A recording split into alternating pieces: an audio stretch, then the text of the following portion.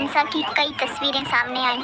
हिंसा का केंद्र रहे नूह और गुरुग्राम में अभी हालात सामान्य हैं, लेकिन हिंसा का ये मामला अभी तक चर्चा के केंद्र में है। कुल 6 लोगों की मौत हो चुकी है और सैकड़ों गाड़ियों को नुकसान पहुंचा है।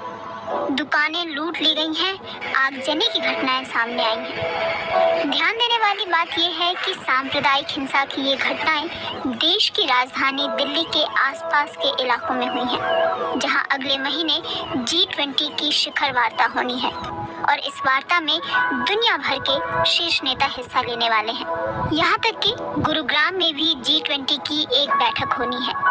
ऐसे में राजधानी की सुरक्षा व्यवस्था को लेकर तो सवाल उठ ही रहे हैं, लेकिन अंतर्राष्ट्रीय मीडिया भी नूह और गुरुग्राम की सांप्रदायिक हिंसा से जुड़ी खबरों को प्रमुखता से जगह दे रहा है।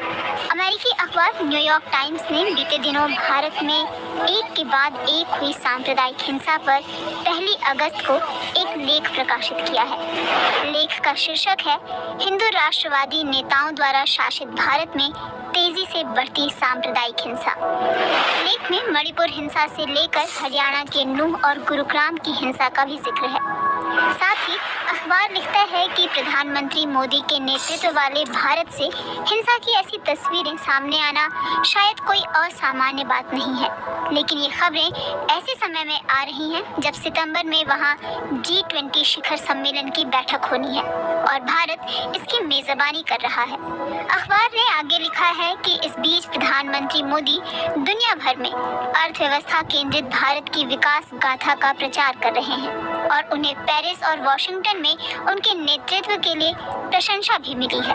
भारत के ज्यादातर हिस्सों में लोकप्रिय प्रधानमंत्री मोदी सार्वजनिक जीवन में पहली बार कदम रखने के बाद से ही देश के हिंदू राष्ट्रवादी आंदोलन से जुड़े हुए हैं। पाकिस्तान से छपने वाले अंग्रेजी अखबार डॉन ने हरियाणा की नूह हिंसा पर एक संपादकीय प्रकाशित की है।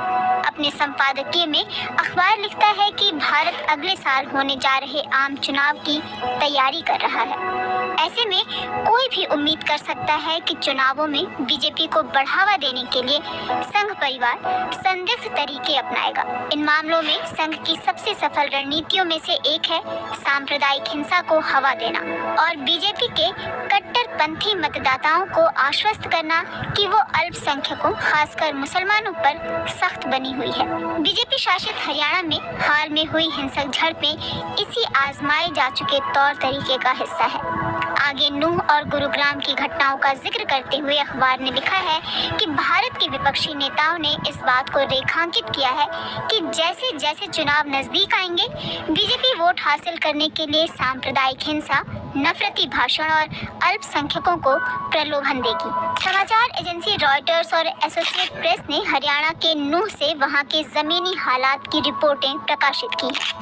रॉयटर्स लिखता है कि भारत की राजधानी दिल्ली में अगले महीने आयोजित होने वाले G20 शिखर सम्मेलन से ठीक 1 महीने पहले दिल्ली के बाहरी इलाकों में अशांति फैली हुई है। वहीं समाचार एजेंसी AP ने लिखा है कि नूह हिंसा में 20 पुलिस अफसर घायल हुए हैं और दर्जनों गाड़ियों को आग के हवाले कर दिया गया है। एजेंसी के मुताबिक भारत में सांप्रदायिक हिंसा कोई नई बात नहीं है।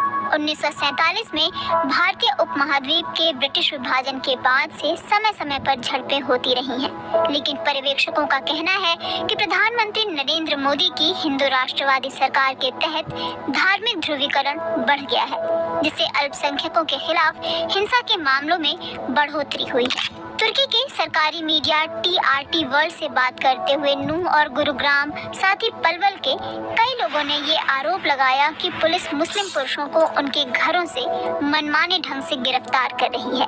स्थानीय मीडिया रिपोर्ट्स के हवाले से TRT वर्ल्ड ने लिखा है कि नूह में पुलिस ने कम से कम 116 लोगों को हिरासत में लिया है। नूह के स्थानीय हिंदू और मुस्लिम लोगों का कहना है कि VHP और बजरंग दल कार्यकर्ताओं के नेतृत्व में जुलूस से पहले मुसलमानों को टारगेट करने वाले उत्तेजक वीडियो और मीडिया कंटेंट व्हाट्सएप, ट्विटर और अन्य सोशल मीडिया प्लेटफॉर्मों के माध्यम से